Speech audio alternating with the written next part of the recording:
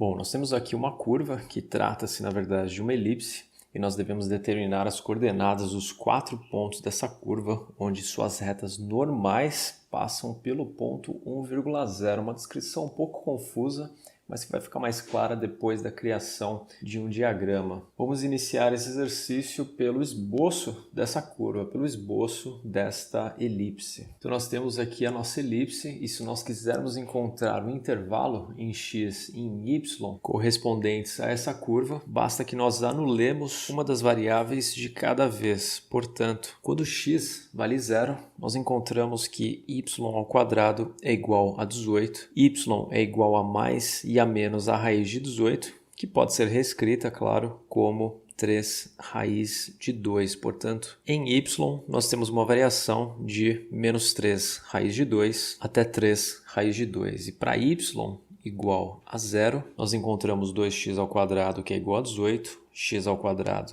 que é igual a 9. Portanto, a variação de x ela se dá entre mais e menos 3. Sabendo que nosso ponto de interesse, que é o ponto 1,0, ele se localiza aqui no eixo x, nós devemos encontrar quais são os pontos sob essa curva, cuja reta normal a essa curva, nesses pontos, passe pelo ponto 1,0. Então, eu vou esboçar aqui alguns candidatos de solução desse problema, e não estou dizendo que todos eles vão dar certo. Você vai ver que realmente alguns deles não vão dar certo, mas apenas pela análise do problema e pela discussão, eu acho que vale a pena analisar cada um desses pontos. Então, por exemplo, nós temos aqui vários candidatos, então, marcados em amarelo, e a maneira mais fácil de encontrar as retas normais a essa curva nesses pontos é primeiramente traçando as retas tangentes. Então nós temos aqui as nossas retas tangentes, apenas trechos delas, claro, marcados em laranja, e lembrando que a reta normal forma um ângulo de 90 graus com a tangente, vamos ver quais desses pontos realmente atendem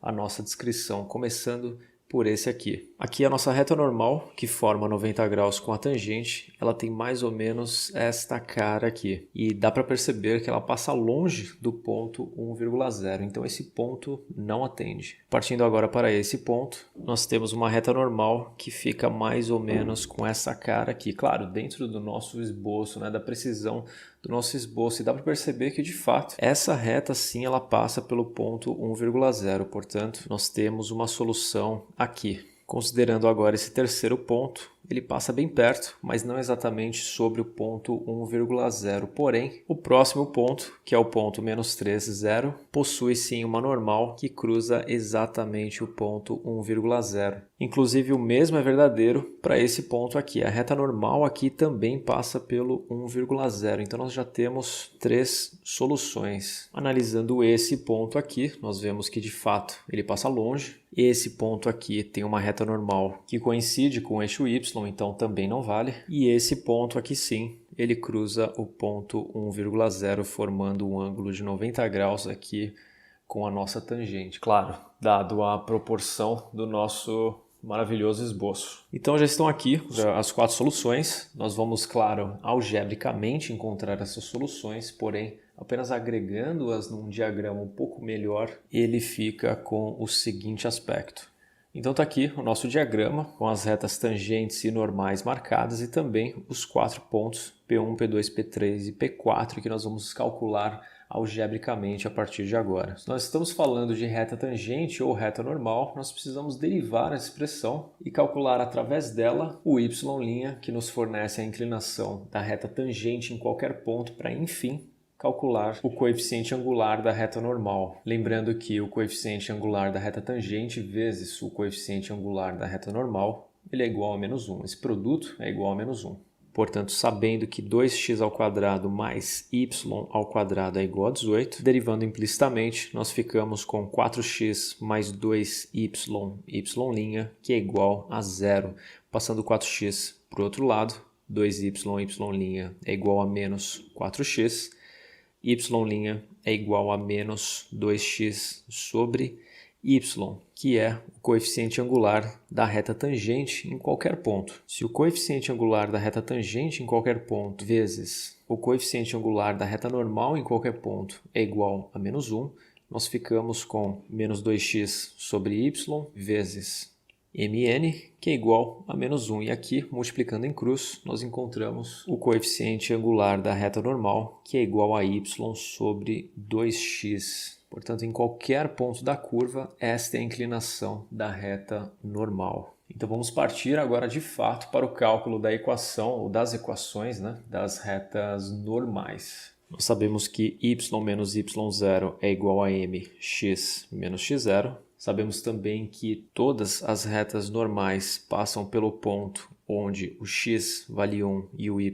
vale 0. E conhecemos o coeficiente angular da reta normal, que é igual a y sobre 2x. Portanto, nós temos y menos 0, que é igual a y sobre 2x, x menos 1. Multiplicando em cruz, nós temos y vezes 2x, que é igual a y vezes x menos 1.